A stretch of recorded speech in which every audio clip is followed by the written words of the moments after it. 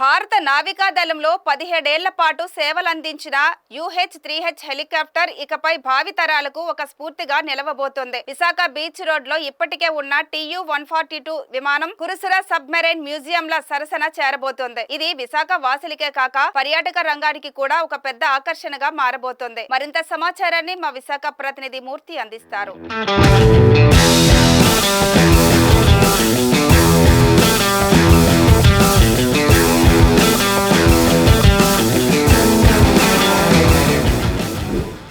ఇప్పుడు మనం విశాఖ బీచ్ రోడ్లో ఉన్నాము.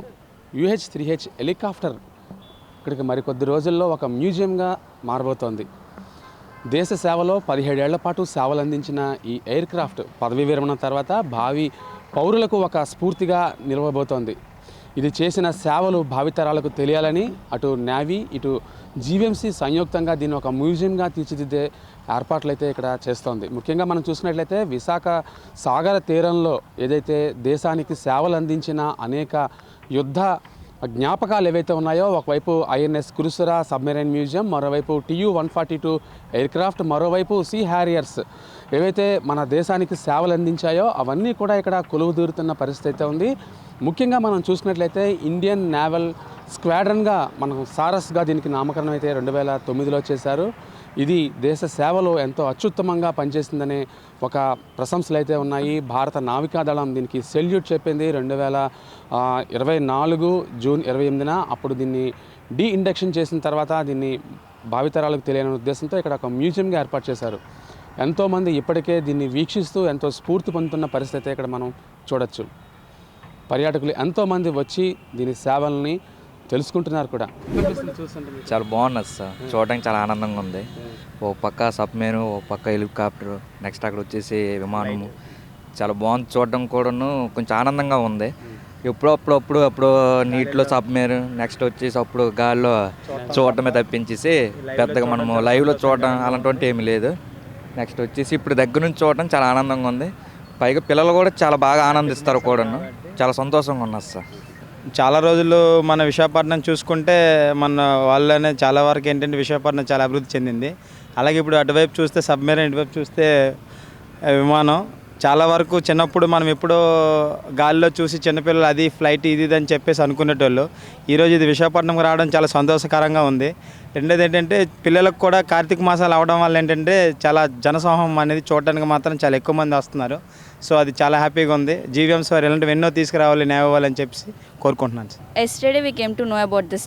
ఇక్కడ ఇలా పెడుతున్నారని చెప్పి మాకు నిన్న తెలిసింది. So we came today.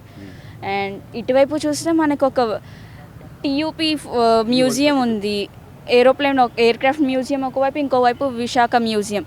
And ఇప్పుడు ఇది ఒక సెంటర్ ఆఫ్ అట్రాక్షన్ అవ్వబోతుంది ఇప్పుడు బీచ్ రోడ్కి. And everyday the main attention was to be navy day.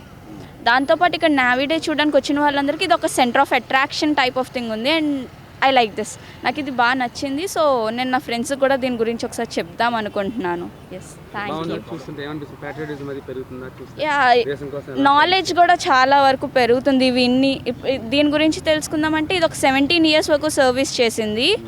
Socks అనేది కూడా దీనికి వచ్చింది కాబట్టి ఇక్కడ వచ్చిన వాళ్ళందరికీ మ్యాక్సిమం దీని గురించి they going to know more about this. వాళ్ళకి అన్నీ తెలుస్తాయి. చాలా పర్ఫెక్ట్. ఇది చాలా కష్టపడింది. And most of the people ఇండియాకి ఇది ఇంత చేసింది అనేది అందరికీ తెలుస్తుంది. ఏమేమి చేశారు aircraft, naval things, and everyone came to know about this from today. Sir నేను యాక్చువల్గా వేరే పని మీద వచ్చాను. అనుకోకుండా ఈ బీచ్కి రావడం వల్ల ఇక్కడ హెలికాప్టర్ పెట్టారని తెలిసింది. నిజంగా నేను చాలా ఆకలితో వచ్చాను. ఈ హెలికాప్టర్ని చూసేసరికి నా ఆకలి మొత్తం ఆగిపోయింది సార్. చుట్టూ ఇంత ఆహ్లాదకరమైన ప్రదేశాలు, ఈ సైడ్ ఫ్లైట్, ఇటు సైడ్ ఎక్వేరియం మ్యూజియం ఒకటి, తర్వాత సబ్మెరీన్ ఒకటి, ఇవన్నీ చూసేసరికి నాకే ఈ దేశం నాకు చాలా ప్రౌడ్గా ఉంది. అసలు యాక్చువల్గా మన దేశానికి ఇంత సేవ చేసిన ఈ హెలికాప్టర్ని చూసేసరికి నాకే తెలియకుండా ఒక ఉద్రేకం అనేది వస్తుంది సార్. నేను సైనికులు చేరాలనే ఆలోచన అయితే వస్తుంది. నాకు స్ఫూర్తి పొందాను. ఇలాంటివి పెట్టినందుకు మన గవర్నమెంట్కి హ్యాట్స్ ఆఫ్ సార్.